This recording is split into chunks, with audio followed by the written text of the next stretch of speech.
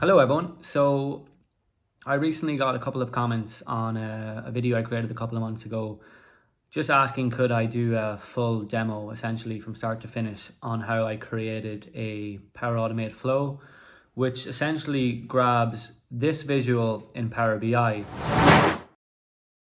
and automates sending this email in Power Automate. So what I'll do is we'll go on the laptop and I'll basically show how to create it from scratch. Okay, where do you go first? You go to Power Automate, powerautomate.com. If you haven't signed up yet, you can sign up for free using your 365 credentials. If you have and you've logged in already, you should see the screen here. If you go to the create section, you'll see the first thing with any Power Automate flow is there has to be a trigger for Power Automate to know to start the automated process. So the most common one is automated because essentially at the end of the day, you want to automate as much as possible. So um, that is the most common trigger that most Power Automate flows would run off.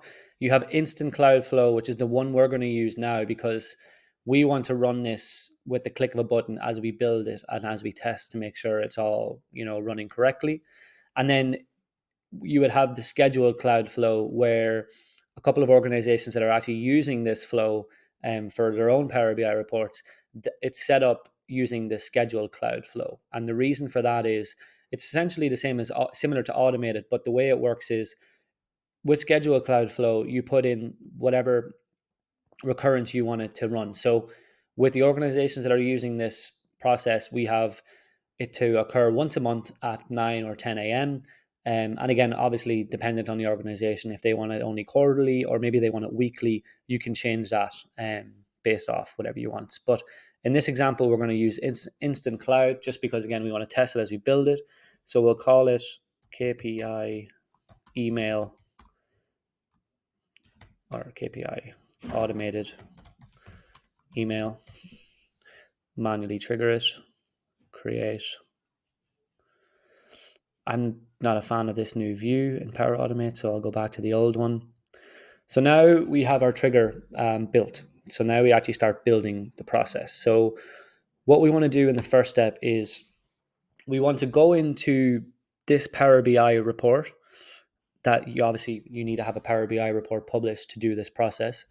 So we want to go into this Power BI report and we're going to use this visual here. We want to grab this visual and we want to include it in an email and send that email automatically to people. So the first thing that we need to do is we need to find the Power BI report. So if you type in Power BI, you'll see all the actions here that you can do with Power BI. And the one that we want to do is we want to run a query against a data set. Now, what you have to do here is the first two fields to populate are fairly simple. It's just where did you publish the report? So I know that this one is published in this workspace and this is the name of the report. But this is where it can get very confusing, but it's actually very, very simple. So what it's saying here is put in the query text or the code to get the visual. So a very, very clever way to do that is to open up the report in desktop and go to the performance analyzer. So I'll close this just to show where to locate that. So this is the report again here. So where do you go to analyze to get the performance analyzer? You go to the optimize tab and then you click on the performance analyzer and it'll pop up like now. You want to start recording. And what this does, briefly to touch on it, is it analyzes how quickly all of your visuals and DAX, essentially formulas in Power BI, are working and how quickly they refresh. And if something is slow in your report, then if you do this and if you click on refresh the visuals, you'll see in milliseconds how long each visual is taking to load. But what we can do is we can go to the loans issued KPI visual and we can copy the query that is basically the code behind that visual and drop it in then into Power Automate. So what we'll do is we'll drop it in here. Now, obviously, you can see that would be basically impossible to write out that code yourself if you didn't have that feature. So that's very handy to have. So that's the first step. It's just basically running the query against the Power BI dataset to get the visual. So next step, we've just copied in the query for the visual. So that's going to bring in this. So now the next step that we want to do is we want to select the data that is in that visual and format it correctly, essentially. So the tool to do that is the select data operation. So if you search select the data operation, and then there should be an option there for select. So with Power Automate, you can enter dynamic data. So essentially it's saying, where do you want to select from? And we're going to say the first table rows, which is essentially the rows within the data set that we have referenced up above. And now it's saying, what do you want to select? So we want to select the month first. So if I go in here, we want to have the month name. If I didn't do this step in Power Automate, the email would be extremely messy. So this is a very important step. So how do we get the month name? What we do is we go back into this query here, and we can see here that the month name is just here. So you can see day table, month name. Okay, so copy that, go back down here. Now we want to enter in, this is where you need to be a little bit careful. We want to enter in an expression in here. Now you just sort of need to know this. So it's item, and then you put in a question mark, and then you put in square brackets, single quotation marks, and copy in the date table. Now you don't need this quotation here at the end of the table because this quotation mark is picking that up. But what you do need is you do need one more square bracket here. So it should look something like that. Oh, I actually don't need that. So I got an error there to say my wasn't correct. So it should look something like this. There you go. Now the next thing we want is we want the loans issued. So what we'll do is we'll put in loans issued here, which is just the title of the column, and we'll enter in the value. And before we go type in that expression, we'll see, okay, this is the number of loans issued. So we'll copy that. We'll go back down here. We'll do a similar step, enter in item, copy it there, square bracket, single quotations, and paste it in. Now, you need to be careful here. So what we want to do is we want to remove the quotation marks. We want to put in one more square bracket there. And again, remove the quotation marks and put in a square bracket there. So it should look something like that. We'll click OK. And then what we'll also do is we'll also put in the trend against the previous month. So we'll say versus previous month. Again, we'll come up here and copy the query for it. So we will see their number of loans issued variant. So copy that like that. Come back to down below here. Enter in again, similar expression, item, and just drop in that separate measure. So before that, we need to put in these couple of criteria. So square brackets, single quotations, copy it in. So we have number of loans, put in your square bracket there and your square bracket here. Again, it's very particular in how you put the coding into expressions here. Click OK. So now we should have a list then of our loans, the loans issued and against the previous month. The next step we want to do is we want to create a little table that containing that data. So click on next step. And again, this is actually a data operation step as well. So you click on that. Where do we want to create the table from? We want to use the data that we selected from the query. So you can see here the output of the select statement. So all we have to do is select that, click on save. What we'll do is we'll test this now before we do the step where we send the email, just so you can see how it looks. And it's best practice when creating Power Automate flows to essentially test them as you build, so you know where you're going wrong. So I'm going to go to flow runs page and see if this is run successfully. So I can see here it succeeded 7 seconds ago. If I click into that particular flow, you can see all the green ticks, which is a good sign. And you can actually see the outcomes. So you can see here it's starting to build, or you're starting to see a similarity between this table and this table. Now, if we go back to Power Automate, if we go to January 116 and 0.39, see January 116 and round it up to 40%. So we need to now make it look more like this table essentially. So what we'll do is we'll X out of that. And we should be back here at the flow runs, the flow. So we'll go back into edit mode and we'll add in two more steps. So what we'll do is we'll add in the step to send the email. I'll show you how it looks and I'll show you a trick to make it look more like a table. So send an email is an action within Power Automate that's used a lot. Who do you want to send it to? I'll send it to myself here just to test. Subject of the email would be KPI tracker, KPI loan tracker. We'll say, hi, Sean.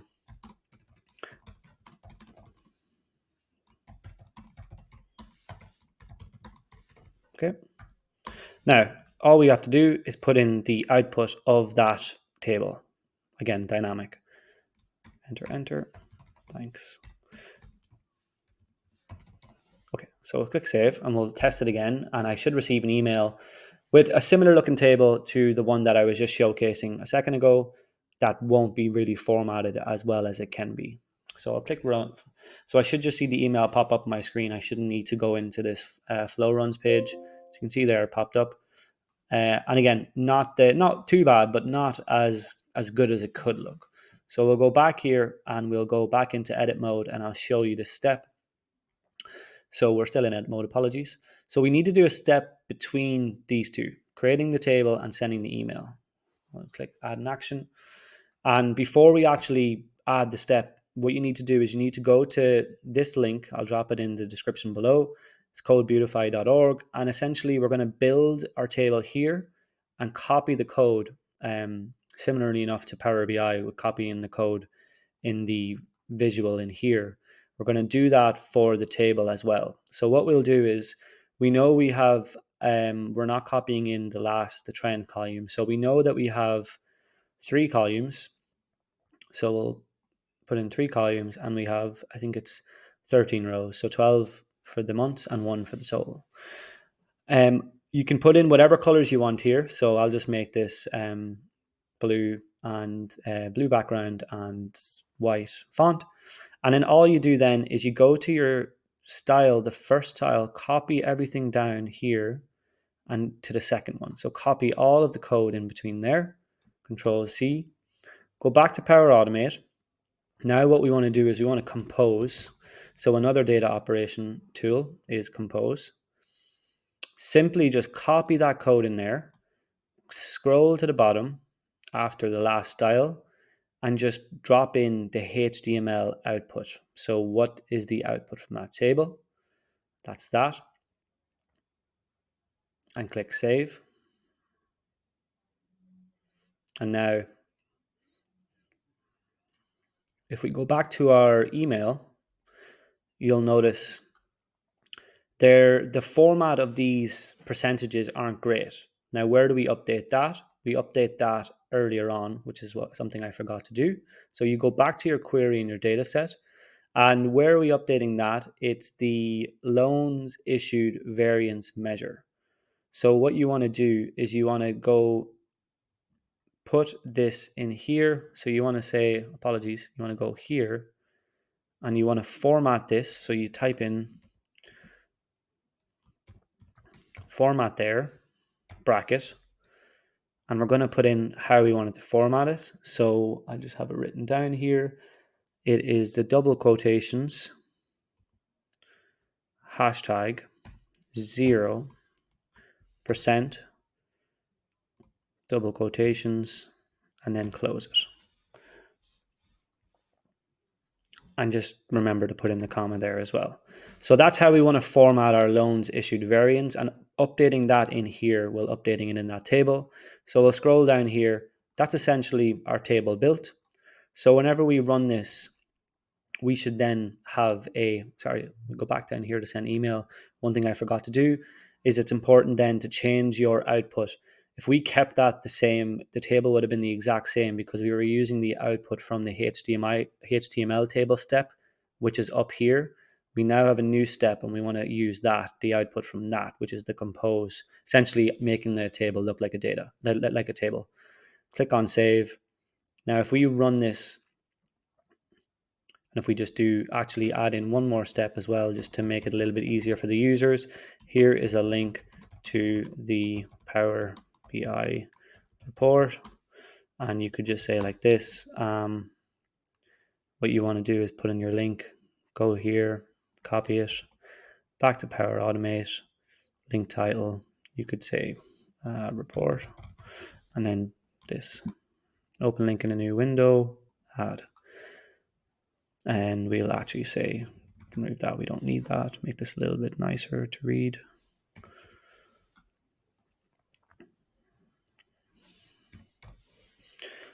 Save.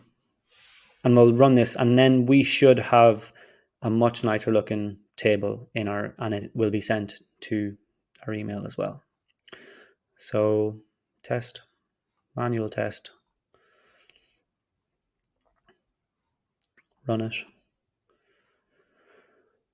Shouldn't have to click this. If you don't see an email come through within 2 or 3 seconds, you know it's probably failed.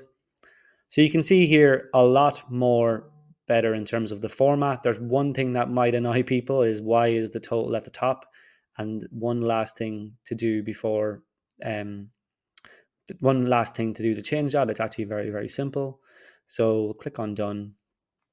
We'll go back into edit mode, and this one's very, very quick.